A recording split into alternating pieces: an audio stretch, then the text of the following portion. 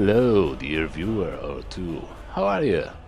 Listen, I think I have something special in my collection of Skyrim characters. The absolute mage-slayer, the final, the greatest. He exceeds at mage killing and does it without any enchanted item, or a spell, or any other sort of arcane power. This is quite exciting to me, since making a character a viable gameplay choice at higher difficulties without the use of any enchanted items may be quite challenging. Well, the general idea is to portray a character who despises magic so much he vows never to use any magic item or a spell. He makes an exception for the divine blessing of Alchemy, for much needed health boost, and the little ability called the Agent of Mara, for the added magic resistance. And also for Alchemy, which can arguably be considered a magic skill, even though the game lists it among stealth skills. The reasoning behind this is mainly gameplay convenience and diversity, since Alchemy can be quite fun and extremely versatile. However, when it comes to roleplay, you may decide that even though Alchemy has something to do with magicka naturally flowing through everything in the world, it is the most natural form of magic. Also, I don't think anyone has ever started a Daedric invasion or destroyed an entire city by brewing a potion. I might be wrong though. The race of choice is rather crucial in this one. He must be a Breton for the beautiful racial magic resistance ability and the dragon skin daily power, which will smoothen your early game experience. My backstory made him a forsworn renegade, which means he's a Richman, which is basically a Breton. The attributes ratio is now shown on screen. Just remember that after you get to around 250 points in stamina, you may safely put everything in your health.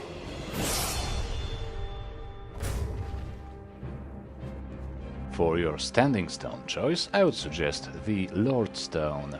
And yes, I know, many of Skyrim players would probably prefer the Atronach. The Lord, however, combines nicely with your racial magic resistance, your block skill perks, and the Agent of Mara.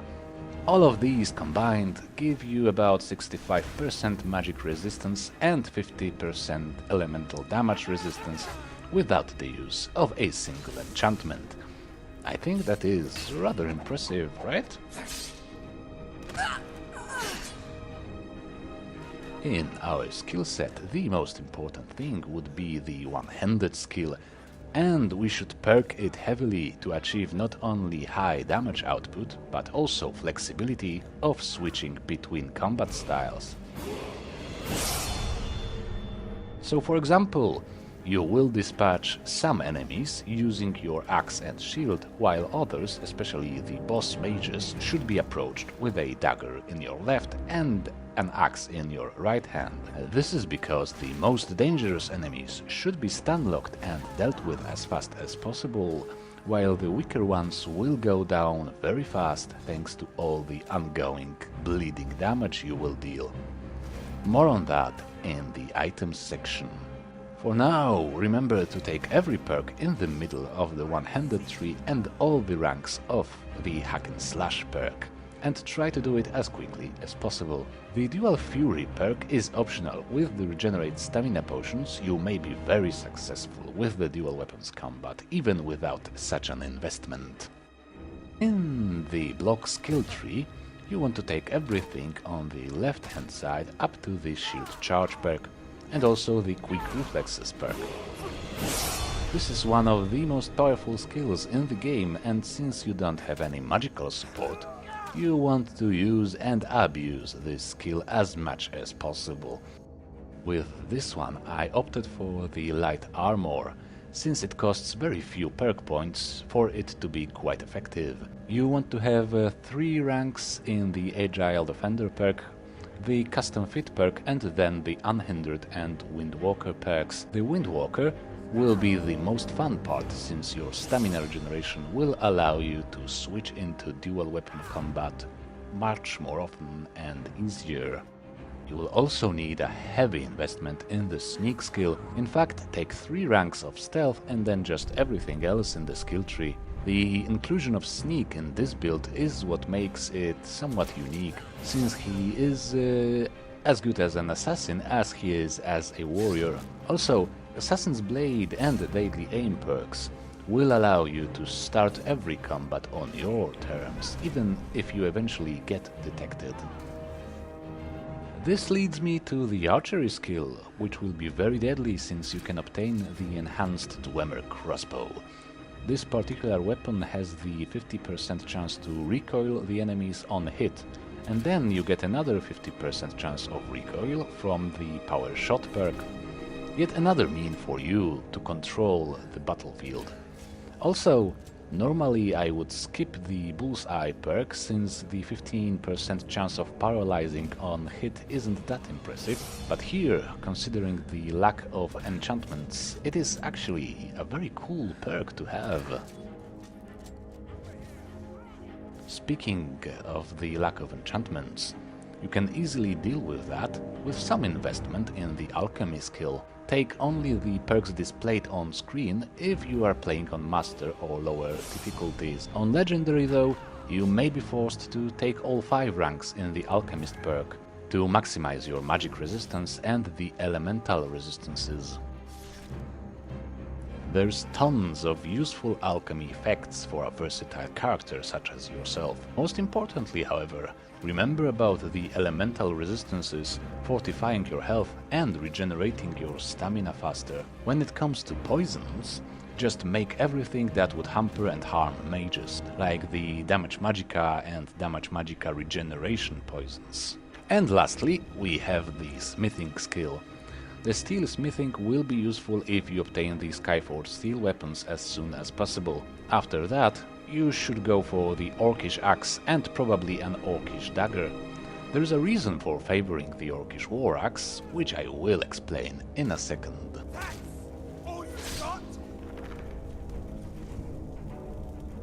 The orcish war axe has been chosen because it has the exceptionally long bleeding damage over time dealt with the hack and slash perk, and at the same time doesn't require too many points to be wasted in the smithing skill tree. The bleeding damage accumulates up to 16 points of damage in total, which isn't that impressive, but you can combine it with a lingering damage health poison and the ongoing damage dealt by the Targe of the Blooded.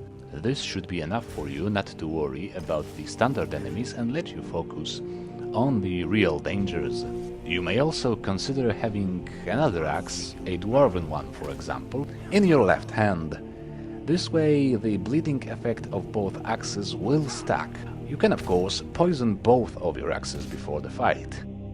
The Targe of the Blooded will be a vital part of your inventory since it deals 3 points of damage per second for 5 seconds, which stacks with itself and with all your poisons and the axe bleeding effect. Technically, it is an enchanted item, I know, but since it cannot be disenchanted and doesn't need the arcane blacksmith perk to be upgraded, I figured it's more like a mundane item with a special property. If you think this shield breaks the roleplay in any way, feel free to use something else. I just thought it is very cool to stack all the bleeding effects on my poor enemies.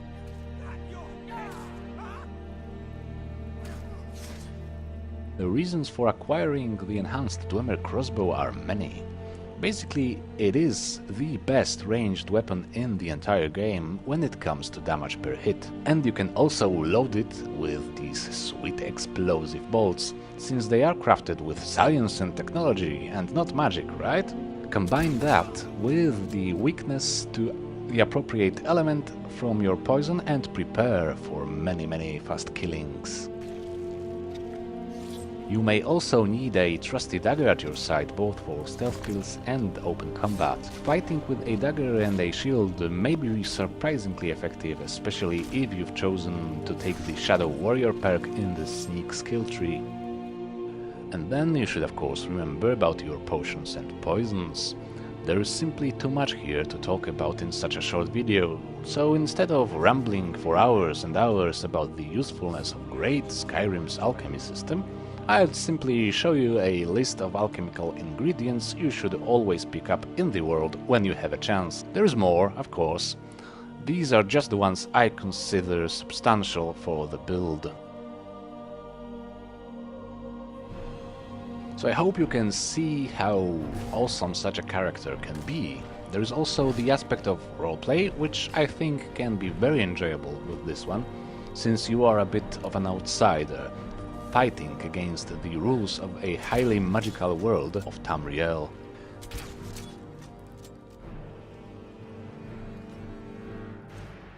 The backstory I had in mind is short and bitter. The mage-slayer was born as a second child in a forsworn family over in the Reach.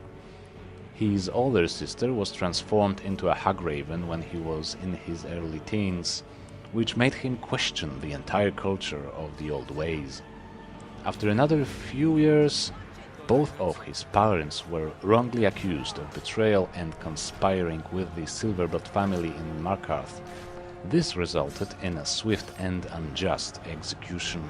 The young mage-slayer, enraged by these events, completely lost his mind.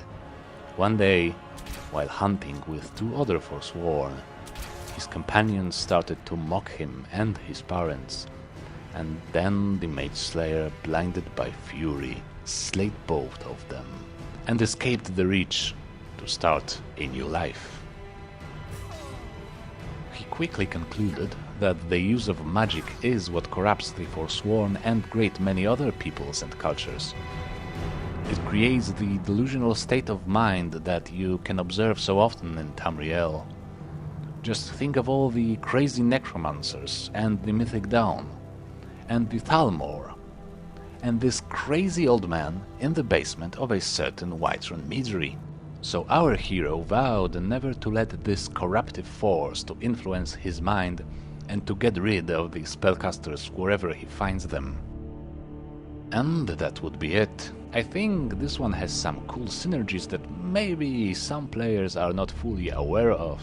The stacking of ongoing damage effects, the versatility of different combat styles, and the highly perked sneak skill will all together make this completely magic-free character a very viable gameplay choice.